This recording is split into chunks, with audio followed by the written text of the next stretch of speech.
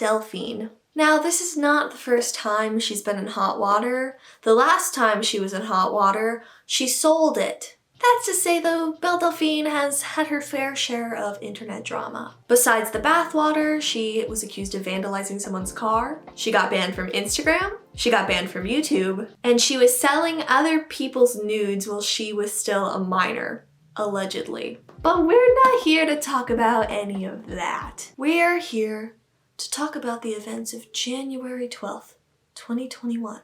Also, can you believe that this is happening less than 2 weeks into 2020? I've made 2 videos in 2021 already, so I don't know, maybe you should subscribe in case I make more, but maybe I'll just stop while I'm ahead. Before continuing with today's video, I'm gonna do a few content warnings because unlike Belle Delphine, I don't want to subject any of my own viewers and anyone who might stumble across this video onto content that might, make them uncomfortable or trigger them. I am doing this when I have 500 subscribers and get maybe 70 views a video, and she has 1.5 million followers on Twitter. But I digress. Anyway, some of the stuff that we're going to be covering in this video is CNC, or consensual non-consent. Along those lines, there will be mentions of sexual assault. There will also be mentions of pornography, kinks and fetishes, things like that. If those are topics you don't find you're comfortable listening to, then that's okay. You can click off this video and that is all right. Make sure you take care of yourself. So here is what the situation is. Belle Delphine, on the fated day of January 12th, posted a photo set of her in the woods, being kidnapped and then having sex in the woods. This sex that looked very non-consensual because she was being kidnapped. I'm not going to include the photos in this video because even though I cannot get demonetized, I think it's probably a safe bet for me, not to have 99% of Belle Delphine's cooch in this video. If you'd like to see 99% of Belle Delphine's cooch though, I'm pretty sure she has not deleted the photos. Now, if you learned about this from Twitter, you didn't, because you couldn't have, because the Belle Delphine trending tag was just flooded with the same meme over and over again. Me walking into the Belle Delphine tag. Me walking out of the Belle Delphine tag. My day be so fine, then boom, Belle Delphine. A woo, ooh, ooh, ooh, ooh, ooga. And if you did manage to find a tweet sort of talking about the situation, it was most likely sort of kink shaming or just phrased in a way that seemed kink shaming of Belle Delphine. I'm not here to kink shame Belle Delphine. Consensual non-consent, CNC, is a very well established kink in BDSM and fetish communities, and I'm not here to shame people for doing that in their private time. It might not be something I enjoy, but it's something other people enjoy. More power to them. But the key word is that if they enjoy privately, consent is the cornerstone of kink play and BDSM and things like that. Because without consent, it's just a fucked up situation, And when you're sharing things like this in a public setting, not everyone in that public setting is going to be able to consent. I'll throw out an example of kinks in a public setting in case you've never experienced it. You're at this anime convention with innocent intentions, which is not a sentence you would usually hear. You just want to look at some manga, look at some figurines, maybe look at those body pillows that have a bunch of post-it notes on them for some odd reason. Then boom, you look over and see someone wearing a collar. It's cute, it's fun, then boom, now you see a dude with a collar walking all fours with a leash. It feels kind of wrong. It feels like you're invading someone's privacy when you're seeing this happen. So you just turn around, trying to look away to something a little bit more, then boom, you see this. When you decided to go to an anime convention, you knew you'd see furries. It's part of the deal. But what was not part of the deal was seeing mpreg / possibly vor furries. What else was part of the deal when you signed up for this anime convention? The Makoto Tachibana sailor figurine, which you've been eyeing for the past 3 years and have never been able to get, and just as you were about to get your little weeaboo hands on them, you saw these furries and you had to leave, never to be reunited with Makoto Tachibana in a sailor outfit again. Until you're reunited with him 5 years later because your roommate happened to have the Sailor Makoto Tachibana figurine and didn't want it and gave it to you as a gift. If you couldn't tell, that girl in the story was me. Anyways, the point is like kinks are fine until you like bring it out into a public space, and then you're making these people in the public space feel like they're invading on something private because they don't know your boundaries, they don't know your life, and they just can't consent to be like almost participants in the situation. And very like quick tangent, if you were to make the argument like, but what if someone's kink is like exhibition or voyeurism and when the public is involved? Well, then there's like dungeons and like swinger clubs, like where you can simulate being in the public with a bunch of people who are actually consenting, you know, that kind of thing. The counter argument I will be actually talking about in depth is someone who might say, silly alewags, the internet isn't a public place. Wrong. You could pose the question, well, is the internet a public utility or a private enterprise? But do you really think I'm going to answer that question in this video? Yes, it all comes back to German philosopher Immanuel Kant, who once said, I will not actually answer that question. For the purpose of this, we're going to regard the internet as a public space that happens to also have private communities on it. You want to know what is not a private community? Belle Delphine's Twitter. Try getting on her Twitter. The only hard part you might have is that her @ is not Belle Delphine, but if you're not blocked by her or in a country that you can't get on Twitter, you should be able to get on it. But if you are in a country that you can't get on Twitter, you could get around that situation with a virtual private network. Today's video is sponsored by ExpressVPN. This video is not actually sponsored by ExpressVPN, but it could be. ExpressVPN, like I know I only have 500 subscribers and you think it would be a bad investment, but the thing is, don't you remember this? Invest small today, make big tomorrow. Today's video is sponsored by Multi-Level Marketing.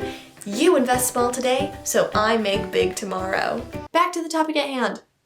Twitter. Of course, I understand that in a public place, whether it's like, you know, outside or on the internet, there's always a risk of seeing something that makes you uncomfortable or that you don't want to see. I don't want to be denying that. Like if you read Twitter's terms and conditions, it literally says, might see some stupid shit, might see some freaky shit, might see some funny shit, and then that last line was crossed out. So because of this, Twitter is not always going to be free of content that you don't want to see. However, it is our job as good citizens of the internet, if those exist, to make sure that we're making the internet as safe a space as it possibly can be for everyone on it. Except, okay, I say everyone on it, I don't mean for like fucking fascists or, you know, I think, you know what I mean? So what are some things Belle Delphine could have done to ensure that her Twitter was being a safe space for people who might have stumbled across her content? She could have 18 plus somewhere in her handle or in her bio, which is a thing a lot of sex workers do. She could have adequately censored the photos, like made the censorship bars bigger, which a lot of sex workers do. And she could have put NSFW or any other applicable content warnings on her photos, which a lot of sex workers do. But which of these did Belle Delphine do? Zip, zero, zing, zilch, nada, baby. She probably doesn't put 18 plus in the bio because there's a significant portion of her fans that are going to be under the age of 18. I mean, she herself is just 20, so it's not at all unlikely that a good portion of her fans are 18 and below. I would also like to know, you know, this might be different for 17 and 18-year-olds, but like for probably like 15 and below, there can be an extreme negative impact on children for intaking pornographic material or extreme pornographic material. In this paper I found called Basically Porn is Everywhere, a rapid evidence assessment on the effects that access and exposure to pornography has on children and young people by Horvath, Alice, Massey, Pina, Scally, and Adler, which I will include in this description as well as any other resources, articles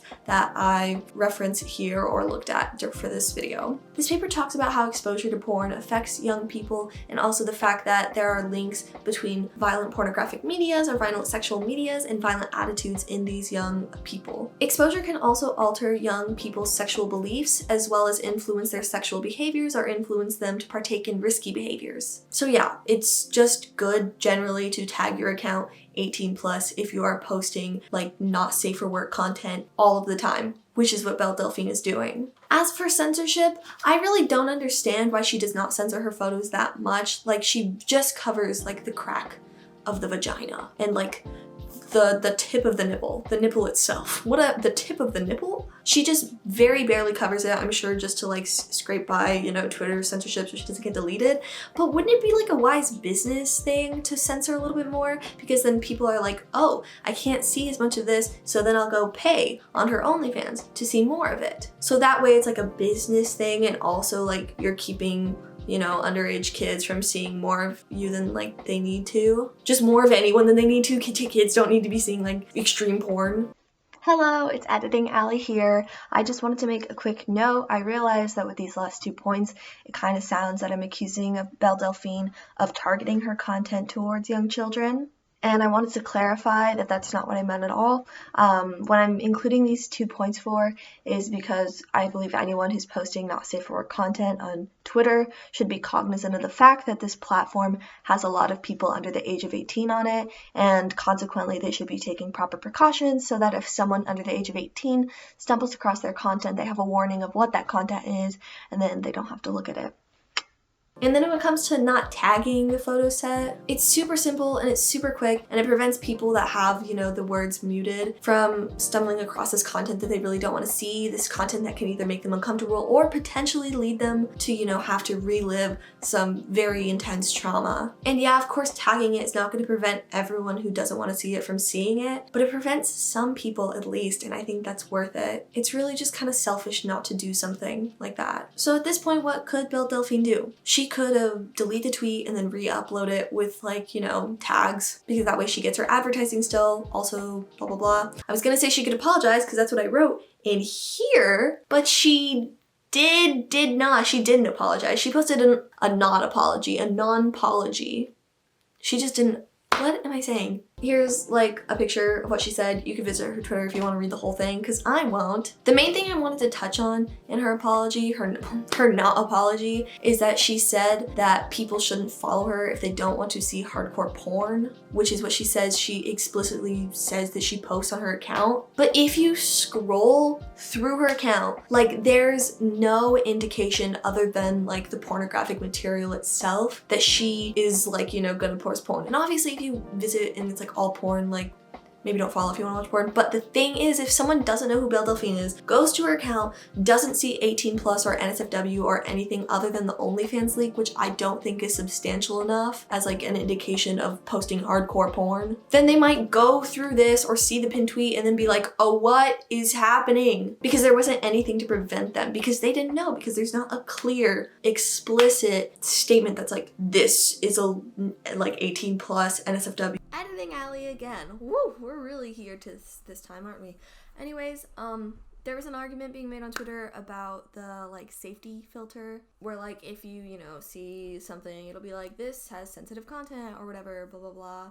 There were 2 scenarios that I would like to propose as a counter argument to that. I know personally I have turned off my sensitive content filter because sometimes it censors, not even sometimes, a lot of the time, to the point where it became an issue, it would censor content that like really wouldn't need to be censored, like all of the memes on my timeline. So I turned it off because it was really frustrating for all of the memes on my timeline to be censored when like they really didn't need to be. Like, look at this.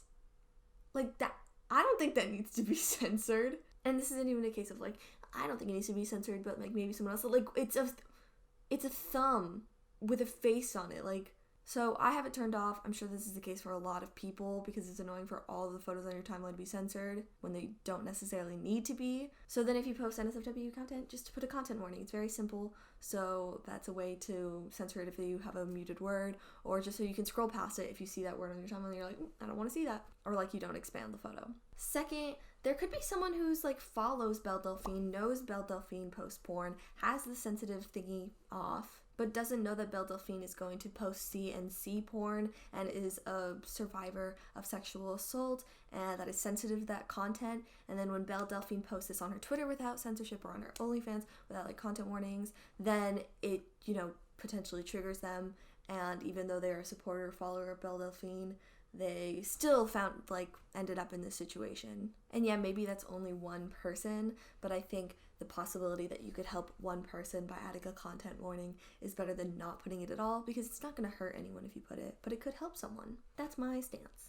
So since posting the photos and since posting the apology, it's not an apology. She did not apologize. Since posting the statement, she's like been liking tweets, so like clearly, I mean, also because of her not apology, she's not sorry about the situation. There was like a lot of tweets that she liked about like, why are you guys king shaming Belle Delphine? And there was also a tweet that she liked about how survivors of abuse and children who cannot see porn anyways should be steering clear of Belle Delphine's content and not consuming, you know, like kink play and pornographic material, and to set boundaries. But it's so hard to set boundaries if you don't know what you're stepping into when you like go to look at someone's content, because not everyone knows who Belle Delphine is. Like if you're an avid YouTube watcher or Twitter user or something, you probably have an inkling and an idea at least. But there's a whole population of children and survivors of abuse out there who don't know who she is, might go on Twitter, see her trending, click on the tag, and then, you know, go to her account and see that. And then there's like no warnings in her account whatsoever, no 18 plus, no content warnings on her photo sets. The only thing is an OnlyFans link in the bio. And yes, even though OnlyFans is a platform primarily used for sex work now, kids might not know that, and just having that is not indicative that you're gonna be posting hardcore porn, because not everyone on OnlyFans posts hardcore porn. It can be, you know, softcore stuff or other things that aren't going to be potentially triggering.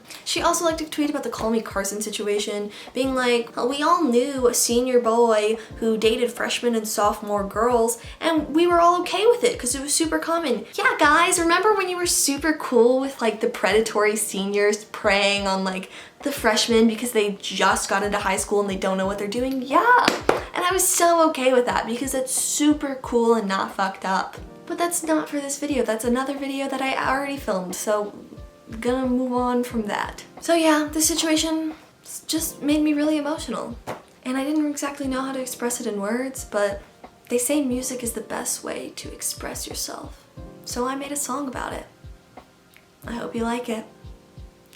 No, I didn't. The moral of the story is that sex work is completely valid. I don't want anyone trying to use this as an example of why sex work is invalid, because it is. And I'm not trying to kink shame Belle Delphine, but I do think she should have taken a lot more precautionary measures when advertising for this photo set on her public Twitter. It's totally fine for an OnlyFans because when you're signed up for an OnlyFans, you're expecting hardcore pornographic material. But if someone stumbles across this on their timeline or in the trending page, they didn't know what to expect because there wasn't anything explicitly saying this is the content that was being posted. So yeah, that's today's video. If you enjoyed it or would like to see more commentary videos or other videos in the future that I might make, who knows what I will make. Like this video if you didn't like this video, and also like this video if you liked this video, because I don't like having thumbs down. Because I'm a fragile little YouTuber and my ego is so fragile. If you have any resources that you think would be useful for this sort of content, then go ahead and drop it in the comments below. I love to always try and challenge myself and educate myself and just constantly keep learning as a content creator and as a person. Also been trying to challenge myself, you know, as a content creator, like I said, so hopefully you can see in this editing I'm trying to experiment a little bit more. And yeah, I'll see you in the next video, or in one of my last videos if you decide to go watch one of those, which maybe you could. Thanks for watching, and I'll see you later. Bye!